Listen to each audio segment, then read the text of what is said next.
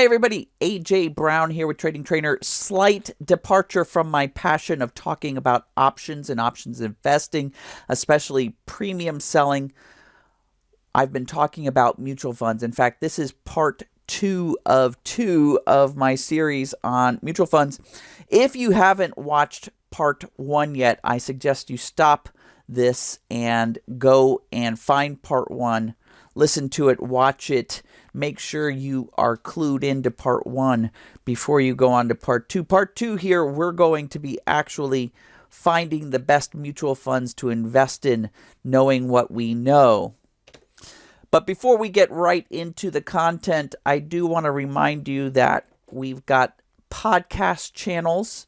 You can listen to our podcast show on Spotify, on Apple iTunes, on Google Play, and in many other podcast platforms. So please go look us up. Also, please look up our YouTube channel where we produce content in video form, and our Facebook and Instagram pages where you can like us. And I'd like you to make sure that you like this material, you subscribe to it, and of course you hit the notification bell so that you get notified as we produce more content.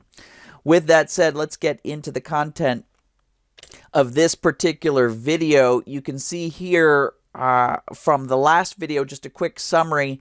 Mutual funds are a pool of money collected from many investors. It's operated by professional money managers, and what they're doing is actively investing in securities, and they're actively structuring and maintaining this mutual fund. In other words, in order to find the best mutual funds, we have to find the best experienced money managers.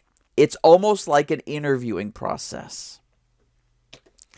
In part one, in preparation for this video, part two, I asked you to go to the Morningstar website and get yourself a free account. No need to pay for one of their premium accounts. In fact, it's worth me noting that I am not paid by Morningstar. I have no affiliation with them. In fact, what I'm demonstrating here is on my free account as well. It's also worth noting that Morningstar over the years has had many website updates, the look and feel of their website. So depending on when you're watching this video, their website might look different than what I'm demonstrating, but I have to tell you, the tool I'm going to navigate you to has not changed in years, and it still works beautifully. Let's go right for it. You're going to find research and mutual funds on their website. Once you navigate to this web page, look for, and usually it's scrolling down under Tools, the Basic Fund Screener. Now you'll see here that within this web page, a tool appears that looks a little bit dated. And again, I've told you this tool has been around for years and it still works beautifully. Let's go. So how do we find that manager that's going to be getting us the most experience? Well, let's start off with what kind of fund group. Doesn't really matter. What kind of Morningstar category? Doesn't really matter. Manager tenure, greater than or equal to, well, we're looking for the managers that have been doing their job for the longest time, so greater than 10 years. They've been doing it a long time. Minimum initial purchase, less than or equal to, this is going to depend on you. Should it be anything? Should it be less than $3,000, $2,000, $1,000, $500? Fill this in based on your needs. I'm just going to put in, say, $3,000 initial purchase.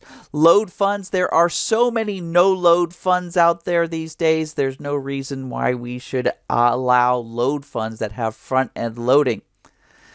Expense ratio, less than or equal to.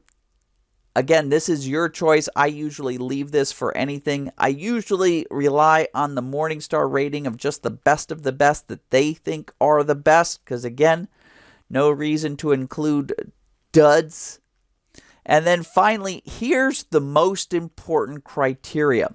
We know that the manager has been in his job or her job 10 years or more. Here we go. Returns. year-to-date returns greater than or equal to the S&P 500. At the same time, 1-year returns greater than or equal to the S&P 500. 3-year returns greater than or equal to the S&P 500. 5-year returns and 10-year returns. So do understand, and you're going to be very curious, out of the, thousands and thousands, almost tens of thousands of mutual funds out there, it is very difficult for these managers to consistently, over different time frames, beat just the S&P 500. So if we make a manager who has been in their job for 10 years or more, and we use these criteria for finding mutual funds of beating the S&P 500 on all, not just one or two, but all of these time frames, we're going to be finding the best of the best. I'm going to click over here to show results, and it's doing its magic. So here you can see, out of the thousands, actually tens of thousands of mutual funds out there, we have scaled this down to 93 different mutual funds. These are the only ones where we have a manager that has been in play for more than 10 years and has been able to beat the S&P 500.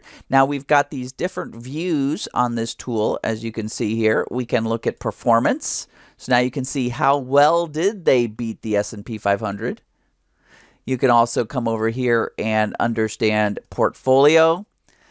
This is an interesting average market cap, if that's important to you, like how big is that cash kitty of theirs.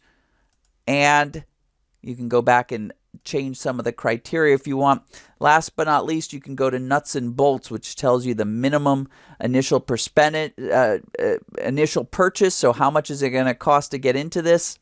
Average manager tenure, how long have they been in there? Now, some of these funds might be closed, which means that they're already filled up, and unless you're already customers. But now this is where you can narrow it down. You may also have a broker where you've got your account that will limit which of these funds you can buy into. But now you've narrowed down tens of thousands of funds to the 93 best of the best. We can look at them 25 at a time. You can put them into a spreadsheet. You can start to compare. But this is how you can see my criteria right here below.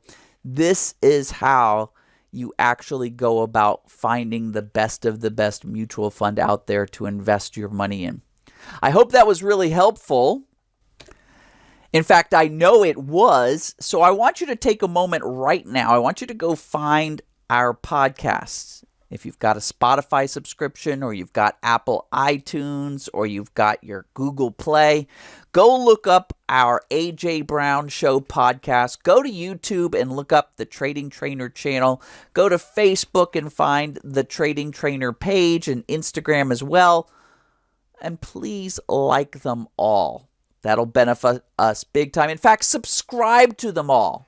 And click the notification bell so that you will be notified. Folks, I'll see you with our next piece of content again. Enjoy the information.